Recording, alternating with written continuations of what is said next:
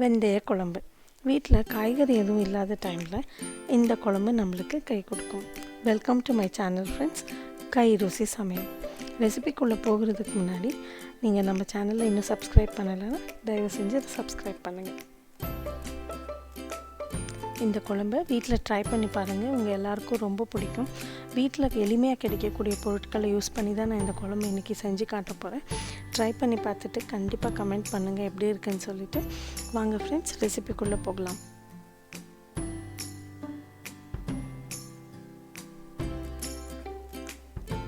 தேவையான பொருட்கள் எல்லாம் பார்த்துடலாம் வாங்க. முதல்ல இந்த மாதிரி ஒரு லெமன் சைஸ் அளவுக்கு இருக்கிற புளியை எடுத்து முன்னாடியே தண்ணியில் போட்டு ஊற வச்சுருக்கேன். ஈஸியாக இருக்கும் கரைக்கிறதுக்கு. கொரியாண்டர் சீட்ஸ் 1 டேபிள் ஸ்பூன் எடுத்திருக்கேன்.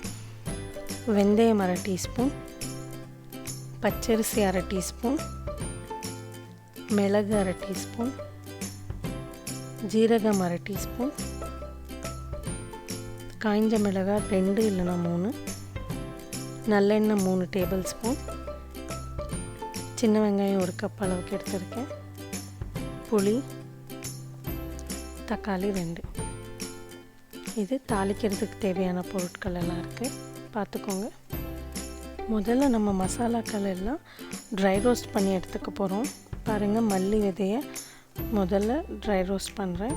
அது கூடவே மற்ற பொருட்கள் எல்லாமே ஆட் பண்ண போகிறேன். அரிசி,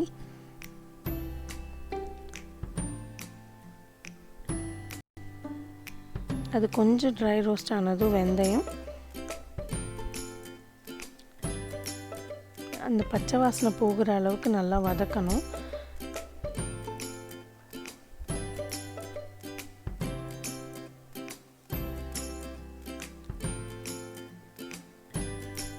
கருக விட்டுடாதீங்க, நல்லா வருங்க.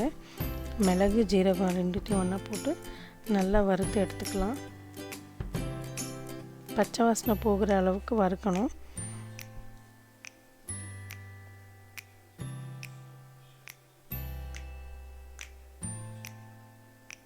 எல்லாம் நல்லா வறுபட்டுடுச்சு. எல்லாம் தனியாக எடுத்து வச்சுக்கலாம். இப்போ காஞ்ச மிளகாவும் அதே மாதிரி நல்லா எண்ணெய் போடாமல் வறுத்துட்டு தனியாக எடுத்து வச்சுக்கலாம். இது எல்லாத்தையும் நம்ம தண்ணி விடாமல் நல்லா அரைச்சிக்க போகிறோம் மசாலா மாதிரி. இன்ஸ்டண்ட்டாக இது மசாலா பண்ணுறதால ரொம்ப டேஸ்ட்டாக இருக்கும். ட்ரை பண்ணி பாருங்கள் கண்டிப்பாக. இதே பேனில் நல்லெண்ணெய் விட்டு எண்ணெய் நல்லா காஞ்சதும் தாளிக்கிறதுக்கு தேவையான பொருட்கள் எடுத்து வச்சுருந்தோம் இல்லையா, அந்த பொருட்களெல்லாம் ஆட் பண்ணிக்கலாம்.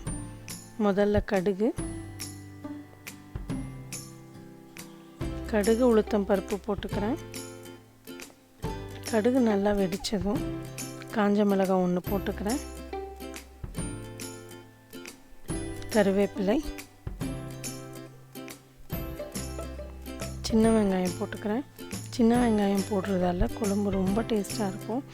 ஒரு வாட்டி கண்டிப்பாக ட்ரை பண்ணி பாருங்கள். சின்ன வெங்காயம் இல்லைன்னா பெரிய வெங்காயம் 2 போட்டுக்கலாம். பூண்டை லைட்டாக தட்டி போட்டுக்கிறேன்.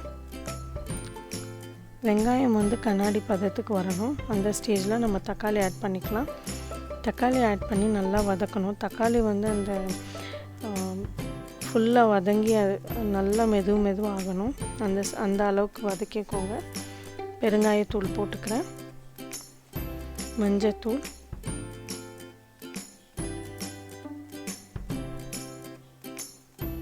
இப்போ நம்ம ட்ரை ரோஸ்ட் பண்ணோம் இல்லையா, அந்த மசாலாவை தண்ணி விடாமல் அரைச்சிட்டு ஆட் பண்ணிக்கிறேன்.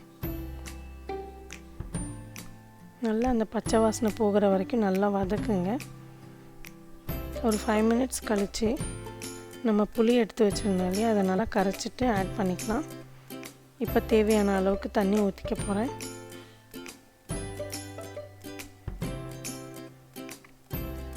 தேவையான அளவு உப்பு போட்டுட்டு நல்லா கொதிக்க விடுங்க. எண்ணெய் பிரிஞ்சு வர வரைக்கும் கொதிக்கணும்.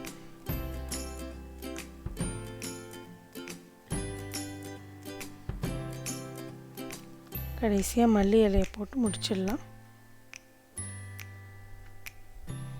பாருங்கள், அவ்வளோதான், ரெடி ஆகிடுச்சு வெந்தய குழம்பு. வீட்டில் சுலபமாக கிடைக்கக்கூடிய பொருட்களை வச்சு தான் நம்ம இன்றைக்கி பண்ணியிருக்கோம். ட்ரை பண்ணி பார்த்துட்டு எப்படி இருக்குன்னு கமெண்ட்ஸில் சொல்லுங்கள். பிடிச்சிருந்தால் லைக் பண்ணுங்கள், ரொம்ப பிடிச்சிருந்தால் சப்ஸ்கிரைப் பண்ணுங்கள். கைருசி சமையல். அடுத்த வீடியோவில் இன்னொரு ரெசிபியோடு பார்க்கலாம். பாய்.